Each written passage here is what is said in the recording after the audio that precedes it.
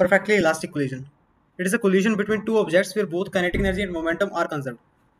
Perfectly elastic collision दो objects के बीच में होने वाला ऐसा कोलिजन जब उनके बीच में काइनेटिक एनर्जी और मतलब गति ऊर्जा और स्विंग क्या रहते हैं, संरक्षित रहते हैं. Means kinetic energy and momentum both are conserved. इसका एग्जांपल आप मेनली क्या देख सकते हैं, जो एटम एंड मॉलिक्यूल्स के बीच में कोलिजन होता है वो परफेक्टली इलास्टिक कोलिजन होता है. Kinetic energy and momentum conserve होने का मतलब क्या है आपके पास कि कोलिजन से पहले और कोलिजन के बाद आपके पास काइनेटिक एनर्जी कंजर्व रहती है और मोमेंटम भी कंजर्व रहता है. तो मोमेंटम कंजर्वेशन का आपके पास लॉ क्या कहता है, अगर मैं मानूं कि आपके पास दो मासेज हैं, ठीक है, दो मासेज हैं, ठीक है, इनका मास है m1 m2, ये कोलिजन से पहले की बात है. इसकी वेलोसिटी u1 है, इसकी वेलोसिटी u2 है, ठीक है, और u1 आपके पास बड़ा है u2 से, ठीक है, तभी टक्कर होगी ना. और जब टक्कर हो जाती है, ठीक है, तो m1 का मास आपके पास v1 हो जाता है और m2 का आपके पास v2 हो जाता है, ठीक है. ओके, तो यहाँ पर आपके पास मोमेंटम कंजर्व रहेगा, मतलब कि टक्कर ये before collision and after collision m1 u1 plus m2 u2 is equal to m1 v1 plus m2 v2, ठीक है. This is a perfectly elastic collision. आपके पास मोमेंटम क्या रह रहा है, कंजर्व रह रहा है. और काइनेटिक एनर्जी कंजर्व कैसे रहेगी, काइनेटिक एनर्जी कंजर्व रहने का देखिए आपके पास काइनेटिक एनर्जी टक्कर से पहले दोनों ही पार्टिकल्स की और टक्कर के बाद half m1 v1 square half m2 v2 square, ठीक है. तो ये काइनेटिक एनर्जी कंजर्व शो कर दिया मैंने. ओके, नेक्स्ट आगे बात करते हैं परफेक्टली इनलास्टिक कोलिजन के बारे में. Perfectly inelastic collision, collision in which the colliding particles stick together after collision. तो देखिए ऐसा कोलिजन होता है कि जिसके अंदर कोलाइड, जब पार्टिकल्स कोलाइड करते हैं तो वो एक दूसरे से स्टिक कर जाते हैं, एक दूसरे से चिपक जाते हैं कोलिजन के बाद में, ठीक है. In this type of collision kinetic energy not conserve. तो ऐसे कोलिजन में मतलब कि इनलास्टिक कोलिजन में आपके पास काइनेटिक एनर्जी कंजर्व नहीं रहती एंड सम और all of it is converted into. तो काइनेटिक एनर्जी कंजर्व नहीं रहती तो आपके पास एनर्जी जाती कहाँ है, ये एनर्जी आपके पास कन्वर्ट हो जाती है जैसे कि हीट में, साउंड में, ठीक है. However total momentum of system before and after collision remain conserve, ठीक है.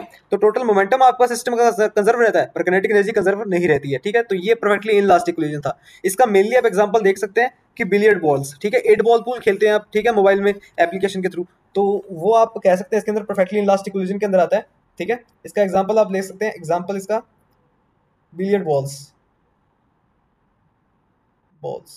ठीक है, स्नूकर गेम होता है ना जो, ठीक है. ओके, नेक्स्ट बात करते हैं कोफिशिएंट ऑफ रेस्टिट्यूशन पे, ठीक है. ये आपके पास ई से रिप्रेजेंट करते हैं इसे. तो ये किस चीज का रेशियो है, velocity of separation after collision, velocity of separation after collision to the आपके पास ये है velocity of approach before collision, ठीक है. अब देखिए यहाँ पर मैं एग्जांपल लेता हूँ, जैसे कि आपके पास m1 और ये m2, ठीक है, ये u1 वेलोसिटी जा रहा है और ये u2 वेलोसिटी जा रहा है और u1 आपके पास ग्रेटर देन u2 है, ठीक है. तो कोलिजन हो जाने के बाद, ठीक है, ये जो m1 है, ठीक है, इसकी वेलोसिटी आपके पास v1 है, ठीक है, और m2 की वेलोसिटी आपके पास v2 है. और मैं यहाँ पर कहूँगा कि v2 आपके पास बड़ा v1 से बड़ा हो गया, ठीक है, क्योंकि ये से टकरा गया, ठीक है, तो इसकी वेलोसिटी बढ़ जाएगी, ठीक है, काइनेटिक एनर्जी ट्रांसफर हो जाएगी, ई इक्वल हो जाएगी. ओके, अब देख तो ई का रेशो लिखते हैं अपने. ई आपके पास क्या, velocity of separation after collision. तो कोलिजन के बाद आपके पास वेलोसिटी ऑफ सेपरेशन कितना हो जाएगा, v2 माइनस v1, ठीक है, and velocity of approach before collision, और कोलिजन से पहले की आपके पास वेलोसिटी का सेपरेशन कितना रहेगा, हाँ, इसके अंदर रहेगा आपके पास u1 माइनस u2, क्योंकि u1 बड़ा है ना, u1 माइनस u2, ठीक है. ये लीजिए, तो यहाँ पर इस रेशो से मुझे क्या लगता है, अब देखिए अगर आपके पास इस रेशो की वैल्यू ई इक्वल्स टू कितनी आती है, 0 आती है.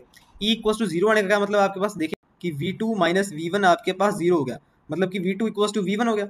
v2 इक्वल्स टू v1 होने का क्या मतलब है, मतलब कि v2 मतलब कि m1 और m2 की वेलोसिटी सेम है, मतलब कि वो दोनों एक दूसरे से स्टिक कर गए हैं, दोनों एक दूसरे से चिपक जाएंगे तभी तो दोनों की वेलोसिटी सेम होगी. मतलब कि ई इक्वल्स टू 0 वाला कौन सा केस है, ये इनइलास्टिक कोलिजन वाला केस है, जिसके अंदर आपके पास काइनेटिक एनर्जी कंजर्व नहीं रहती है, मोमेंटम कंजर्व रहता है और दोनों पार्टिकल एक दूसरे से स्टिक कर जाते हैं. तो ये इनइलास्टिक कोलिजन का केस है, ठीक है.